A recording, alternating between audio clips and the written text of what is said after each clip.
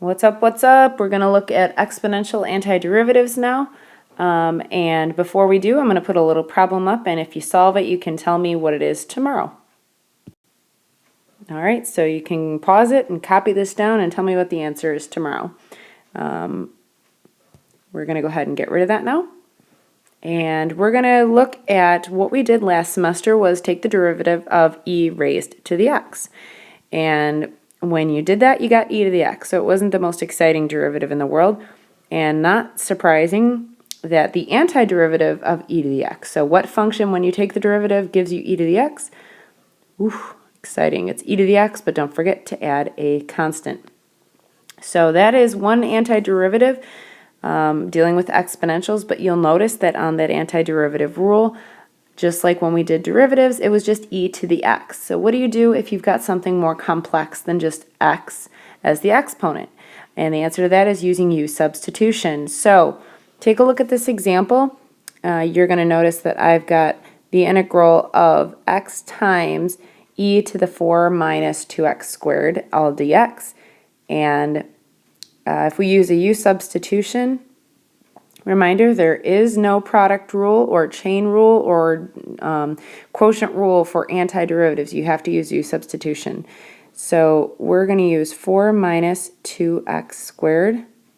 And if I do that, I will be left with x e to the u dx.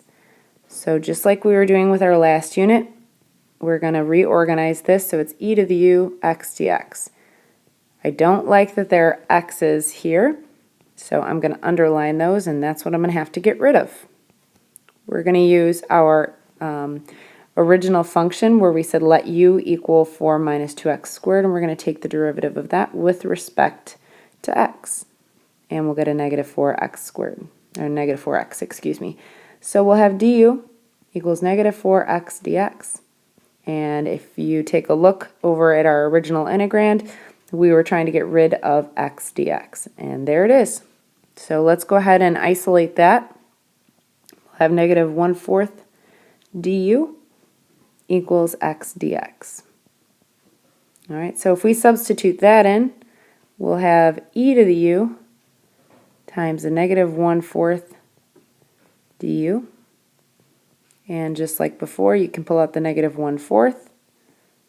I've got e to the u du. And if you integrate that, you're going to get an antiderivative of e to the u plus c. So the last step, don't forget to substitute back in. And my u, don't forget, was 4 minus 2x squared and plus c.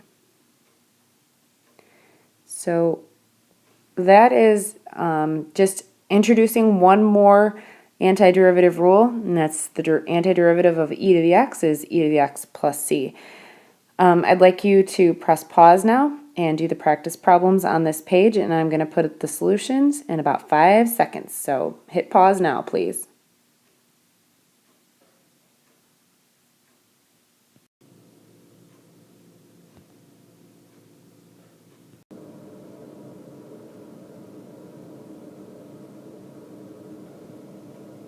Okay, so I know this is a lot to look at, so let's go through it and just make sure you followed along. For problem number 1, I let u equal 9 minus 3x, and that was the exponent. If I rewrite my integrand, I'll have e to the u, and then I didn't touch the dx, so that's the only piece that I need to do another substitution for. So go back over to your u equation and take the derivative with respect to x, and you will get a negative 3. If you multiply the dx over, you now have du equals negative 3 dx. And in order to get the dx alone, because that's the only thing we were missing, divide both sides by 3, which is the same as multiplying by a negative 1/3. When you do that substitution, the negative 1/3 du in for the dx, you can now pull out the constant multiple, and you'll have e to the u du. So that's a nice, clean antiderivative. It's just e to the u plus c. We had the negative 1/3 from before. Last step is to substitute in what our u was. U was 9 minus 3x, and there is your answer for number 1. I hope you got it, and if you didn't, make sure that you go back and figure out why you're not getting it right. And if you're still not sure, make sure you ask me. For problem number 2, I let u equal the sine of x. So immediately I went back to my integrand and I substituted that in. So I've got the integral of cosine of x e to the u dx. I regrouped it so all my x's were together. And just a note, if you only underlined x dx, that's incorrect because it's not x times cosine. Remember, this is the cosine of x. So that's one term that's got to be underlined all together. So this is the only piece that I'm missing still. So if you go back to your u equation and take the derivative, you're going to have du dx equals the cosine of x. Multiply that dx over, and how convenient for us, all of it is there. So that's a nice clean substitution for cosine of x dx turns into just du. The antiderivative of e to the u is just e to the u plus c. And there's our substitution again. Okay, let's go on to the next page. All right, now for this problem, we are told that g prime of t is e to the cosine of t sine of t. And we are asked to find g of pi over 2. So the first thing we have to do is come up with an equation for g. In order to do that, we're going to take an antiderivative of g prime of t. So if you want to show the notation that the indefinite integral of g prime of t dt will give you g of t plus some constant, okay? So that's the proper notation. That will give us a general solution. And we're going to use this g of 0 equals 9. This is called our initial condition. We did a couple of these before. You're going to see a lot more of them. But this is going to help us solve for that c value so that we can get a g equation. Okay, so let's go ahead and get to work here. We're going to plug in for g prime of t, and that integrand becomes e to the cosine of t times the sine of t dt. And you will notice that this is a nice little U-substitution we're going to use. Hopefully you're starting to get a little bit better at recognizing the u.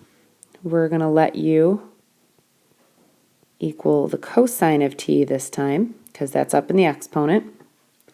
So if we do that, this integral is going to turn into e to the u sine of t dt. So that's what I need to get rid of.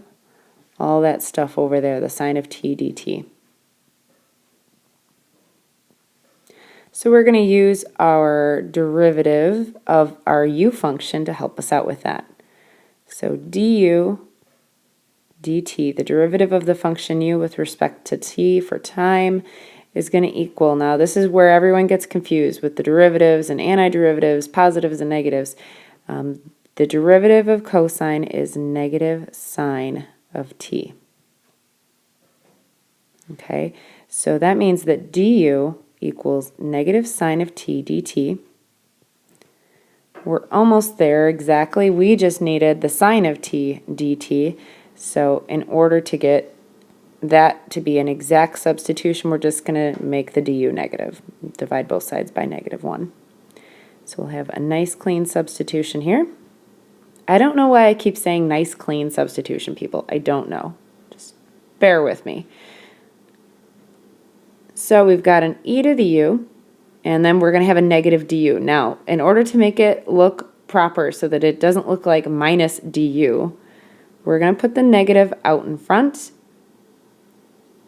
So now that it looks like e to the u du. And we know that that antiderivative is e to the u plus c. And if we substitute back in, we'll have negative e to the cosine of t plus c. Now that's our general solution to this. This problem I asked you to find g of pi over 2. So the only way to do that is to come up with the particular solution for this equation, and that is one that satisfies that initial condition that g of 0 equals 9.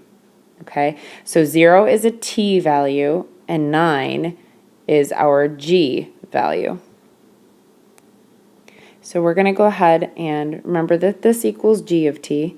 So g of t, since that equals negative e to the cosine of t plus c, we're going to plug in our values now. G of 0 equals 9. So that means 9 goes here. E to the cosine of 0 plus c. Let me move this up just a little bit. And cosine of 0 is 1.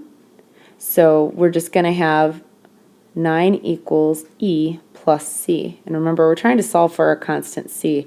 So it's going to be 9 minus e. It's not the prettiest constant in the world, but it is what it is. So we're going to go back and we're going to use our original general solution, and we're going to turn this into the particular solution. I'm emphasizing these because they are important vocabulary words. So this was our general solution.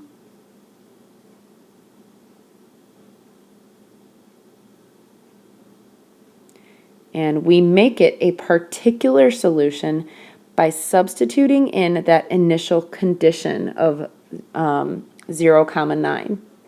Okay, so g of t, the particular solution, is going to be e to the cosine of t, but instead of putting that plus c, we're going to put our constant value of 9 minus e in there.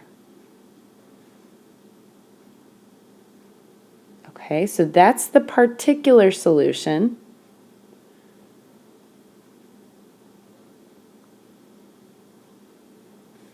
And now we can find g of pi over 2. E to the cosine of pi over 2 plus 9 minus e. Let me slide this up just a little bit more. And cosine of pi over 2 is 0. E to the 0 is 1. 1 plus 9 is 10. So our answer is 10 minus e. That's what g of pi over 2 is. Okay? And we are going to do one more type of an antiderivative, and that's what do we do if the base is no longer e. So let me slide this on up, hit pause, and go back and go ahead and copy anything down that you needed to. Jot down any questions, and we've got about 4 more minutes left. Okay, so before, if we had a derivative of, let's say, 2 to the x, we had to account for the base being 2, and we would multiply by the natural log of 2. We're doing the reverse because antiderivatives and derivatives are inverse procedures. So if you have a to the x dx, and you want to find an antiderivative of that, you're going to take the original and this time divide it by the natural log of the base plus c. But again, notice that your exponent is just x. So what do you do if it's more involved than that? Well, let me put a little example of that up here just so you can see what I mean, the difference. So if you have 2 to the x dx, yeah, that's a 2. It looks a little goofy, sorry about that. The antiderivative is going to be 2 to the x divided by the natural log of 2 plus c. So if you look at the example problem, we don't just have 2 to the x, we have 2 to the 3 minus 4x. So you've got it, we're going to use a U-substitution. We're going to let u equal 3 minus 4x, which means that this lovely integral, indefinite integral, now becomes 2 to the u dx.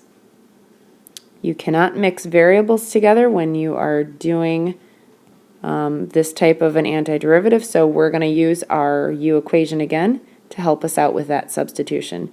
Du dx is going to equal a negative 4. That means that du equals negative 4 dx. And again, I'm just trying to get dx alone because that's the only thing that I had to do a substitution for. So we're going to divide both sides by the negative 4. So negative 1/4 du equals dx. And that's what we're going to substitute in. you realize, hopefully at this point, that the U-substitution process is the exact same regardless of, I don't know, stuff is jumping all over the place. Let me see if I can put it back. Hold on one second.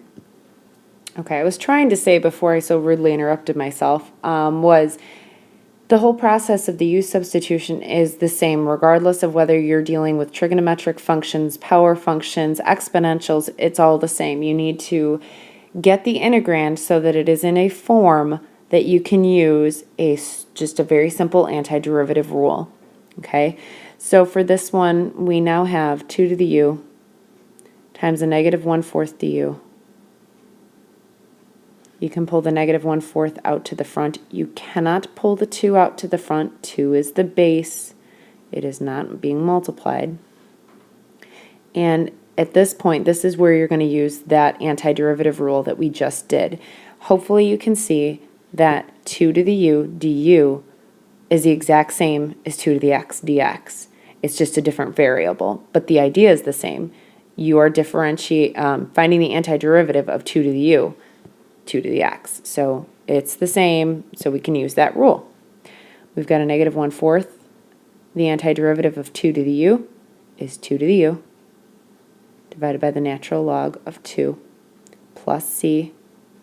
Substitute back in and clean it up a little bit, and I'm going to show you what it would probably look like on a multiple choice. You would see a negative 2. Our u was 3 minus a 4x. All over. We've got a 4 from this denominator and a natural log of 2 from that denominator. So if you put it all together, it's just going to be 4 natural log of 2 plus c.